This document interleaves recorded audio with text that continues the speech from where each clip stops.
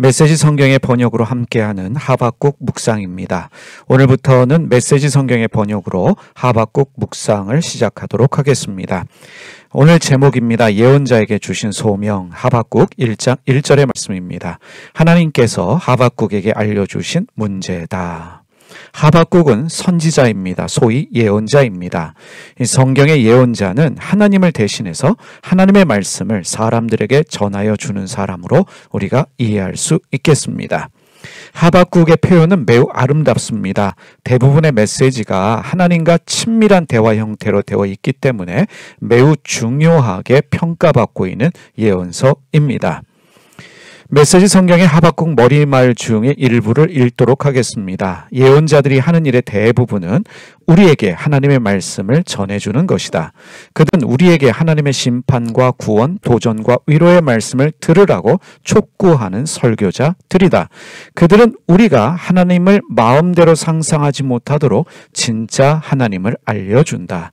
하나님의 말씀에 귀 기울이라고 외치는 예언자들은 세련된 완곡 어법을 사용하는 자들이 아니라 가히 우리 면상에 주먹을 날리는 식으로 설교하는 이들이다. 그런데 하박국은 다른 예언자들과 같이 하나님께 받은 말씀을 직접적으로 사람들에게 전하여 주는 것이 아니라 당시 사람들이 가진 질문들을 하나님께 묻고 있습니다. 예를 들어 왜 악인이 의인을 압제하는지, 왜 바빌론과 같은 악한 나라가 하나님이 택하신 나라 유다를 침공하여 멸망시키는지 등의 문제들을 주님께 묻고 있습니다. 다시 한번 메시지 성경의 하박국의 머리말 중에서 일부를 읽도록 하겠습니다. 그러나 하박국은 우리의 말을 하나님께 해주는 예언자다.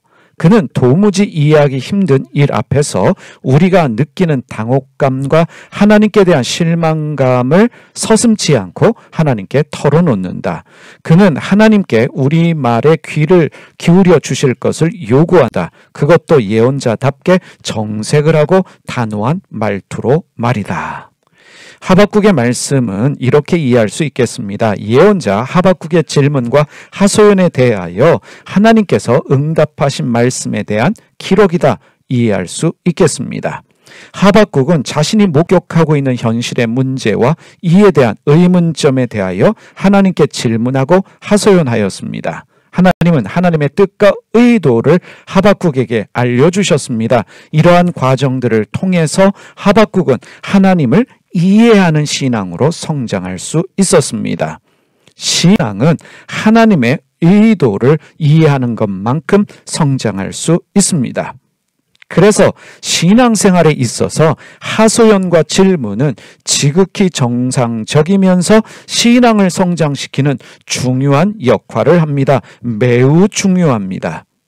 사람이 하나님께 질문하지 않고 하소연하지 않는 이유는 신앙 수준이 하나님 수준이기 때문이고 또 다른 이유는 하나님과의 관계성이 결여되었기 때문입니다. 다시 말해 문제를 하나님 뜻 안에서 이해하려고 하지 않고 내 관점에서 이해하려고 하기 때문입니다. 하나님 앞에 하소연하는 것, 질문하는 것 너무 중요한 일입니다. 메시지 성경의 하박국 머리말 중에서 다시 한번 읽겠습니다. 하박국을 자극시켰던 것은 주전 7세기의 국제정세였다. 그는 하나님께서 강력한 바벨론 군대를 들어서 하나님의 백성을 심판하실 예정인 것을 알게 되었다. 아니, 하나님을 모르는 이방 민족을 들어 하나님을 섬기는 경건한 민족을 벌하시겠다니 하박국은 도저히 이해할 수 없어서 즉시 하나님께 따졌다. 하나님께서 당신의 일을 제대로 하고 계신 것 같지 않다는 자신의 생각을 있는 그대로 털어놓았다. 그날 이후 단 하루도 거르지 않고 누군가는 하박국처럼 당혹감에 사로잡혀 다음과 같은 말을 내뱉었다. 하나님, 도무지 이해가 되지 않습니다. 그러나 우리의 길동무 예언자 하박국은 더 나아가 보다 중요한 일을 행한다. 그는 기다린다. 그리고 귀 기울여 듣는다. 그렇게 기다리고 듣는 가운데 그리고 그 내용으로 기도하는 가운데 어느새 그는 하나님의 주권이라는 보다 큰 세상을 발견하고 그 세상의 주민으로 살아가게 된다.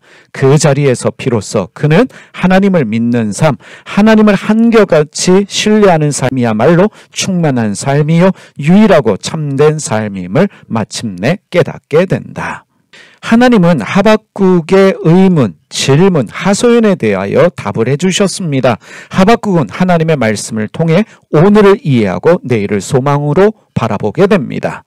하박국 예언자는 하나님의 의도를 이해했기 때문에 하박국 3장에 기록되어진 것과 같은 아름다운 감사와 찬양을 하게 됩니다. 예언자에게는 중요한 두 가지 사명이 있습니다. 하나님의 말씀을 사람들에게 선포하는 일과 더불어 사람들이 가진 의문, 질문을 하나님 말씀 안에서 답을 찾아 사람들에게 설명하고 알려주는 일입니다. 예언자는 구약시대 이후에 사라진 것이 아닙니다. 하나님은 오늘 교회에 예언자의 사명을 주셨습니다. 교회는 이 예언자입니다. 하나님의 말씀을 선포해야 합니다. 그리고 사람들이 가진 의문과 질문에 대한 답을 하나님의 말씀 안에서 찾아서 사람들에게 가르치고 알게 해 주어야 합니다.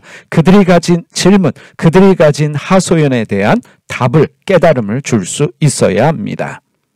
하박국의 이름은 교회의 사명을 잘 설명해주고 있습니다. 하박국의 이름의 뜻은 포용하는 자라는 뜻입니다. 하박국 이름에 대한 마틴 루터의 설명입니다. 하박국은 포용자 혹은 다른 사람을 껴안아 팔 안에 끌어들이는 사람을 의미한다. 그는 자기 백성을 껴안아 팔 안으로 끌어들인다. 그는 우는 아이를 달래듯이 하나님의 때가 되면 이스라엘 백성이 곧 낫게 될 것이라고 위로하고 붙잡아 준다.